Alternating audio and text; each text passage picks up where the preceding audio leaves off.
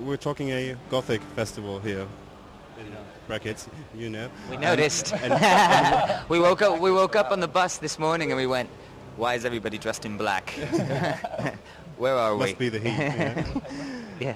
And what do you think makes people who listen to that style of music makes you attractive to listeners of Gothic and rather dark music? I think we're probably the poppiest of all the bands here today, you know, kind of thing. Probably it's in terms of gothiness, you know. I don't really consider us, and none of us consider this band to be sort of a Gothic band, you know. I think there's a certain, you know, dark romanticism to what we do, which I think probably appeals to people who like Gothic music, you know, in more extreme forms than us, you know.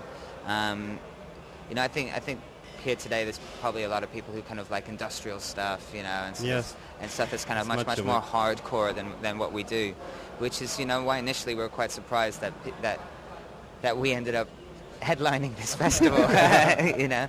But you go, well, okay, you know, if people there, you know, want to hear us, then why not play, you know?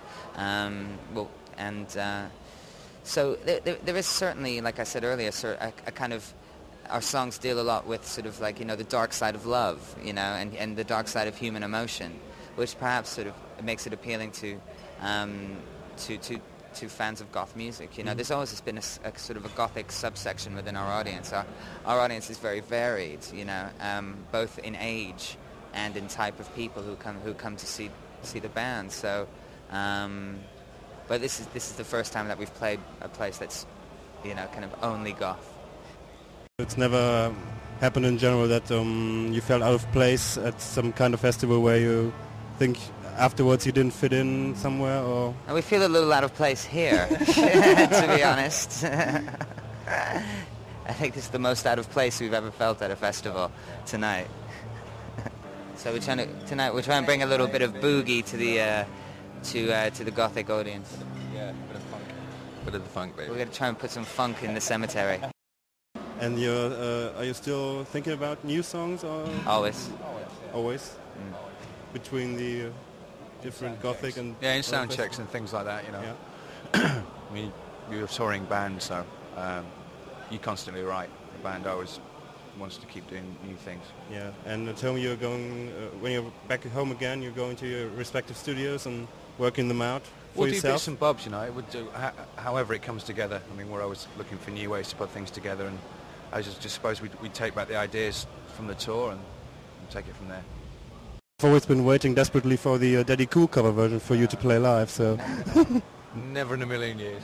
No, we never actually played that song together. It's just it's a very studio thing that we did, right. You know. We've never actually played Daddy Cool in a room, you know. When we decided to do it, we just kind of put it together bit by bit in the studio, you know. And you're not going to get it. You're not really going to get it live, no. Would have been great fun anyway. It would have been funny, yeah, but you know, I think it would have been seen a little bit too much like a novelty thing, you know. In a live context, there's more kind of serious songs that you can play, you know.